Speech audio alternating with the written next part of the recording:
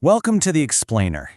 Today we are taking on a really incredible challenge. We're going to figure out how you scientifically study a society as vast, ancient, and honestly as dynamically complex as India. Our guide for this whole journey is the foundational course material MSO-004, Sociology in India. Because trying to capture the social reality of over 1 billion people, that isn't just about collecting data. It requires highly specialized frameworks. We are going to break down exactly how sociologists have attempted to decode this massive puzzle, moving all the way from intense high-level theoretical debates right down to the ground level of everyday life. Okay, let's just jump right in. Here's our roadmap. We'll start with the unique nature of sociology in India, then move into the great methodological debate, literally an argument over how to even begin studying this stuff. After that, we hit the ground with villages, caste, and kinship, then explore the deeper layers of class, gender, and tribes, and finally, wrap up with religion, processes, and massive social movements. All right, Section 1, Sociology in India. To really get a grip on this society, you can't just slap a standard Western sociological template on it and call it a day. The text makes it absolutely clear that approaches to studying Indian society have provided a rich matrix of sociological, Indological, and ethnological literature. Basically, understanding Indian social reality is definitely not a one-size-fits-all situation.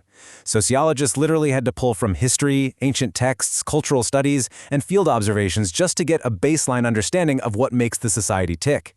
But hey, before we get too deep, we absolutely need to define a key term here. Indology. This is the academic study of the history, cultures, languages, and literature of India.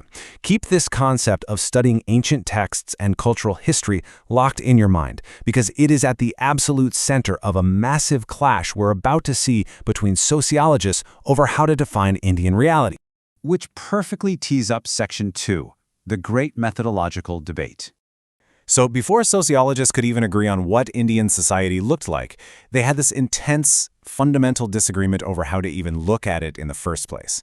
Check out this split. On the left, we've got Louis Dumont and David Pocock. They advocated that the perfect mix for studying India was standing right at the intersection of Indology and sociology. They believed you absolutely must study cultural ideas, and they viewed Indian society as a cultural unity rather than just a geographical one. But on the right side, we have their fierce critic, F.G. Bailey. And Bailey pushed back hard. He argued for strict empiricism, meaning you have to look at actual observable social relations on the ground rather than just floating around in high-level cultural ideas. The real friction here basically comes down to this. Dumont and Pocock argued that Indian villages were a false abstraction on a territorial basis. Basically, they insisted sociologists should abandon studying specific villages and regions entirely and instead just focus on sociological categories like caste and kinship. Well, Bailey fired back.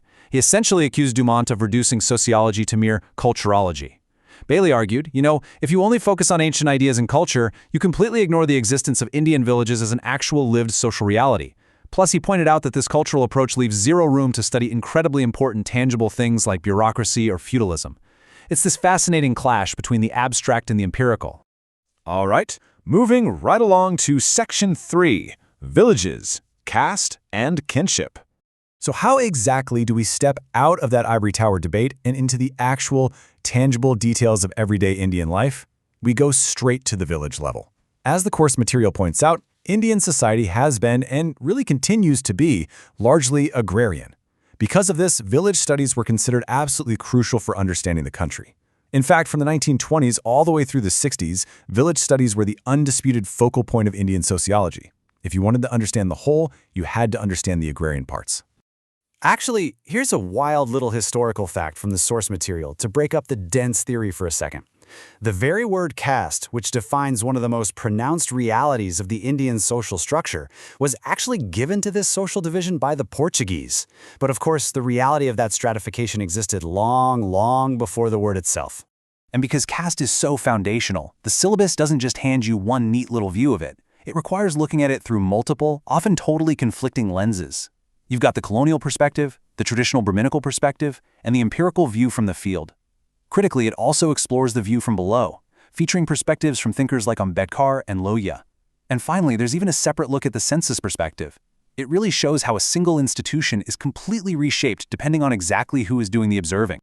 Zooming in even closer to family, marriage, and kinship, the material drops this brilliant description. It views the household dynamically, defining it as a cooperating and conflicting unit. I love that. It's not just some static, peaceful entity, it's a living space where both dissent and alliance approaches constantly interact, change, and, sometimes clash over time. That brings us to Section 4, Class, Gender, and Tribes. Okay, we're peeling back another layer now, transitioning into deeper, more complex layers of social stratification that go way beyond just the traditional bounds of caste. While caste was often seen as completely subsuming class for a long time in Indian sociology, the material makes it clear that social stratification is incredibly multifaceted. You simply cannot decode Indian society without looking intensely at class and gender dynamics. This means breaking society down into agrarian class categories, analyzing the working class, the rapidly expanding middle class, and tackling crucial gender issues. All of these intersect to form the daily hierarchy of life. And right here, we hit another huge debate, this time over the nature and, honestly, the future of tribes in India. Just like our earlier methodological debate, we see a massive clash in policy perspectives. The material highlights the major debates between Warrior Elwin and G.S. Gurrier.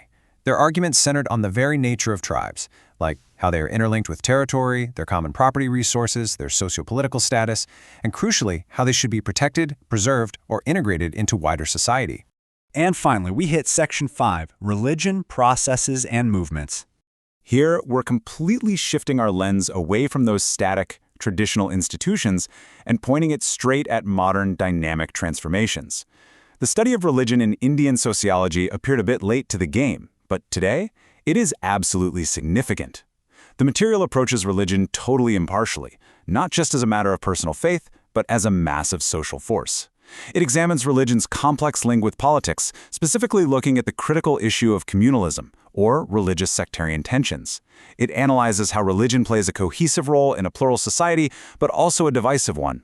And, crucially, it unpacks how the concept of secularism is uniquely understood and applied within the Indian context. I love how this course is structured, because it's basically a masterclass in sociology itself. Just look at the steps. Step 1 focuses on the static study of institutions, caste, family, kinship. Then in Step 2, the focus shifts entirely to the dynamics of social processes. We're talking massive shifts like urbanization, migration, industrialization, and globalization. Finally, Step 3 explores what happens when people actually react to all those huge processes, social movements. And as we see here, the final blocks bring all this dense historical theory into active, lived reality. It details the meaning and dimensions of human resistance and organization. By studying peasant movements, social religious movements, women's movements, tribal and working class movements, along with totally new social movements through various case studies, we see sociology not just as history, but as an active, breathing science of the present moment. Which really brings our entire journey full circle today. We started out with a really dense academic argument over ancient texts versus village empiricism, and we end with the powerful social movements that are literally reshaping the globe right now. So I'll leave you with this provocative thought. Armed with these foundational frameworks, from understanding that cooperating and conflicting household, all the way to the massive forces of urbanization and class stratification, how do these sociological tools explain the dynamic, rapidly changing India that you see in the news, in the economy, and in the world today? The answers are all around you, once you know how to look. Thanks so much for joining me on The Explainer.